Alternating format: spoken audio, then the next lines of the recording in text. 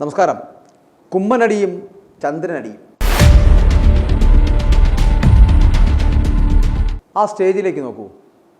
അവിടെ ഒരു വ്യക്തി ഒറ്റയ്ക്കിരുന്ന് മുദ്രാവാക്യം വിളിക്കുന്നുണ്ട്.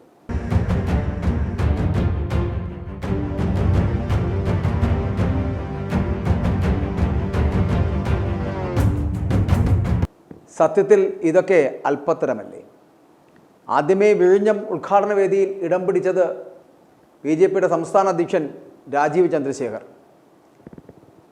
സംസ്ഥാന സർക്കാർ മന്ത്രിമാരെല്ലാം വിഴിഞ്ഞം തുറമുഖ ഉദ്ഘാടനത്തിനായിട്ട് വേദിക്ക് സമീപമുള്ള സദസ്സിലിരിക്കുമ്പോൾ സ്റ്റേജിലെ കസേരയിൽ ഒറ്റയ്ക്ക് ആദ്യമേ കയറിയിരിക്കുന്ന ബി.ജെ.പി സംസ്ഥാന അധ്യക്ഷൻ രാജീവ് ചന്ദ്രശേഖരൻ ഒരു കാഴ്ച തന്നെയാണ്. സ്റ്റേജിൽ ആദ്യമേ ഇടം പിടിച്ച ബി.ജെ.പി അധ്യക്ഷൻ സംസ്ഥാന സർക്കാരാണ് പരിപാടി സംഘടിപ്പിക്കുന്നത് എന്ന കാര്യം മറന്ന മട്ടാണ്. സംസ്ഥാന വിഹിതമാണ് സാമ്പത്തിക അടിത്തറയെന്ന വ്യക്തമായ പദ്ധതിയുടെ ഉദ്ഘാടന വേദിയിലാണ് ഒരു പാർട്ടിയുടെ സംസ്ഥാന അധ്യക്ഷൻ ആദ്യമേ കയറി ഇരിപ്പുറപ്പിച്ചിരിക്കുന്നത്. വേദിയിലെത്തി ഒറ്റയ്ക്കിരുന്ന് മുദ്രാവാക്യം വിളിച്ച് ബി.ജെ.പി സംസ്ഥാന അധ്യക്ഷൻ രാജീവ് ചന്ദ്രശേഖർ ആഘോഷമാക്കുമ്പോൾ ആ അല്പത്തരത്തെ നമ്മൾ കാണാതെ പോകരുത്. പരിപാടിയിൽ വേദിയിലും സദസ്സിലുമൊക്കെ ആരൊക്കെ ഇരിക്കണമെന്ന് മുൻകൂട്ടി തീരുമാനിച്ചിട്ടുണ്ട് ഈ ചടങ്ങുമായി ബന്ധപ്പെട്ടിട്ട്. അതുപോലെ സംസ്ഥാന മന്ത്രിസഭയിലെ മന്ത്രിമാർ ആരൊക്കെ എവിടെയൊക്കെ ഇരിക്കണമെന്ന് നിശ്ചയിച്ചിട്ടുമുണ്ട്. എല്ലാ മന്ത്രിമാരും അവിടെ പോയി ഇരിക്കേണ്ട ഒരു കാര്യവും ഇല്ലതാനും. അങ്ങനെ കുറേ ആളുകൾ സദസ്സിലിരിക്കണം. ഇവിടെ ധനകാര്യമന്ത്രി അടക്കം സദസ്സിൽ ഇരിക്കുകയാണ്. മന്ത്രിമാരിൽ പലരും സദസ്സിലിരിക്കുന്നു.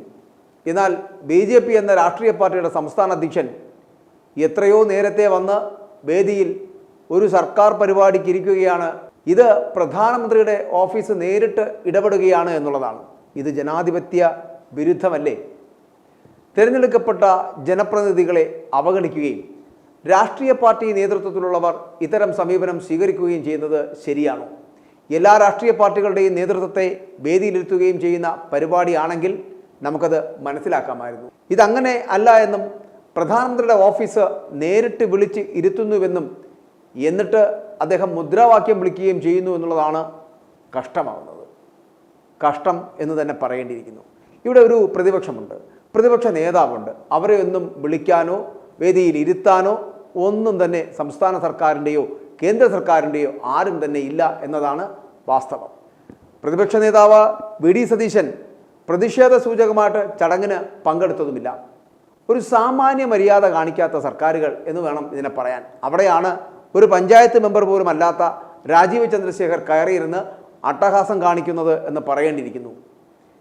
ഇനി ഇത് ചന്ദ്രനടി എന്ന പേരിൽ അറിയപ്പെടും. ഇതുപോലെ പണ്ടൊരു കുമ്മനടി നടന്നിട്ടുണ്ട്.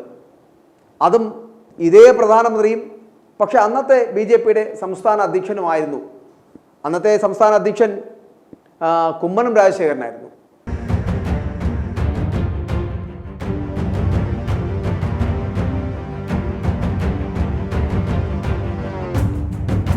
ഈ സംഭവം നടക്കുന്നത് 2017 ജൂൺ 17. അന്ന് കേരളത്തിൽ കൊച്ചി മെട്രോയുടെ ഉദ്ഘാടനവേള. പ്രധാനമന്ത്രി നരേന്ദ്രമോദിയും മറ്റ് വിശിഷ്ടാതിഥികൾക്കൊപ്പം ബി.ജെ.പിയുടെ സംസ്ഥാന പ്രസിഡന്റ് കുമ്മനം രാജശേഖരൻ സന്തോഷത്തോടെ കൊച്ചി മെട്രോയിൽ യാത്ര ചെയ്തത് പലരുടെയും അമ്പരപ്പിന് കാരണമായി എന്ന് പറയട്ടെ. അത് അന്നത്തെ കാഴ്ചയാണ് കേട്ടോ. ക്ഷണിക്കപ്പെടാത്ത അതിഥിയായി അദ്ദേഹം പ്രത്യക്ഷപ്പെട്ടു. ഇത് സുരക്ഷാ വീഴ്ചയാണ് എന്നും അന്വേഷിക്കേണ്ടതുണ്ട് എന്നും അന്നത്തെ ടൂറിസം മന്ത്രി CPM-കാരനായ കടകംപള്ളി സുരേന്ദ്രൻ പറഞ്ഞു. സ്പെഷ്യൽ പ്രൊട്ടക്ഷൻ ഗ്രൂപ്പ് തയ്യാറാക്കിയ പട്ടികയിൽ ഉൾപ്പെടാത്ത കുമ്മനം രാജശേഖരനെ പ്രധാനമന്ത്രിക്കൊപ്പം എങ്ങനെ അനുഗമിക്കാൻ അനുവദിച്ചുവെന്നത് അന്നത്തെ മന്ത്രി കടകംപള്ളി സുരേന്ദ്രൻ ചോദിച്ചു. അന്ന് പ്രധാനമന്ത്രിയുടെ ഔദ്യോഗിക പരിപാടികൾ കടന്നുകയറ്റം നടത്താൻ പഞ്ചായത്ത് അംഗം പോലുമല്ലാത്ത ഒരാൾക്ക് അനുമതി എങ്ങനെ ലഭിച്ചു എന്നുള്ളതാണ്. അന്നത്തെ പ്രതിപക്ഷ നേതാവ് രമേശ് ചെന്നിത്തലയായിരുന്നു. ആ രമേശ് ചെന്നിത്തലയെ പോലും മോദിക്കൊപ്പം ട്രെയിനിൽ കയറ്റാൻ അനുവദിച്ചില്ല എന്നുള്ളതാണ്. കൂടാതെ അന്ന് ആവർത്തിച്ചുള്ള അഭ്യർത്ഥനകൾക്ക് ശേഷവും മെട്രോമാനായിട്ടുള്ള ഇ ശ്രീധരൻ, ഗവർണർ പി സദാശിവം, രമേശ് ചെന്നിത്തല എന്നിവരെ സംസാരിക്കാൻ പോലും അനുവദിച്ചില്ല എന്നുള്ളതാണ്. എന്തിനു പറയുന്നു, തദ്ദേശ MLA ആയിട്ടുള്ള PT തോമസിനെ വരെ അന്ന് മാറ്റി നിർത്തി. ഈ സാഹചര്യത്തിലാണ് ഈ പ്രത്യേക വ്യക്തി പരിപാടിയിൽ അതിക്രമിച്ചു കയറിയത് എന്നാണ് അന്നത്തെ മന്ത്രി കടകംപള്ളി പറഞ്ഞത്. നേരത്തെയും ക്ഷണിക്കപ്പെടാതെ ഈ വ്യക്തി പല പരിപാടികളിൽ പങ്കെടുത്തിട്ടുണ്ട് എന്നുകൂടി അന്ന് കടകംപള്ളി മന്ത്രി പറഞ്ഞു വെക്കുന്നുണ്ട്. എന്നാൽ ബ്ലൂ ബുക്കിൻ്റെ ശുപാർശകൾക്ക് അനുസൃതമായിട്ട് സുരക്ഷാ നടപടികൾ പാലിക്കേണ്ടതാണ്, കൂടാതെ കർശനമായിട്ടുള്ള പ്രോട്ടോക്കോൾ നടപടികൾ പാലിക്കേണ്ടതുമാണ്. എന്നാൽ അതൊക്കെ അന്ന് തെറ്റിച്ചു. അത് എന്തുകൊണ്ടാണ്? അന്നത്തെ പ്രതിപക്ഷ നേതാവ് രമേശ് ചെന്നിത്തലയെയും മെട്രോമാൻ ഇ ശ്രീധരനെയും പ്രധാനമന്ത്രിയുടെ ഓഫീസ് ആദ്യം തന്നെ ഒഴിവാക്കിയെങ്കിലും കുമ്മനത്തിന് അന്ന് ഉടൻ തന്നെ സ്ഥാനം നൽകുകയാണ് ചെയ്തത്.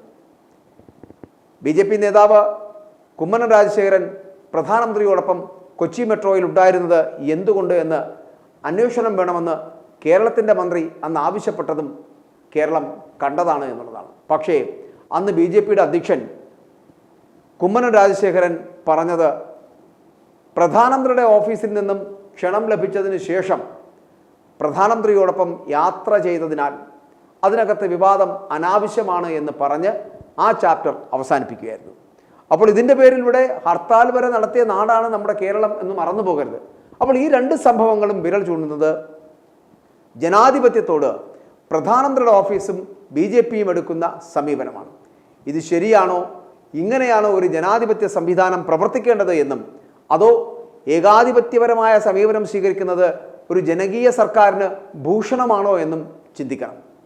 കൂടാതെ 2017 കൊച്ചി മെട്രോയുമായി ബന്ധപ്പെട്ടുണ്ടായ സംഭവത്തിൽ അന്ന് പ്രതികരിച്ച സഖാക്കന്മാരിൽ നരേന്ദ്രമോദിക്ക് അടിമയാകാത്തവർ ആരെങ്കിലും ഉണ്ടെങ്കിൽ ഈ വിഷയത്തിൽ പ്രതികരിക്കുവാൻ ശ്രമിക്കുക.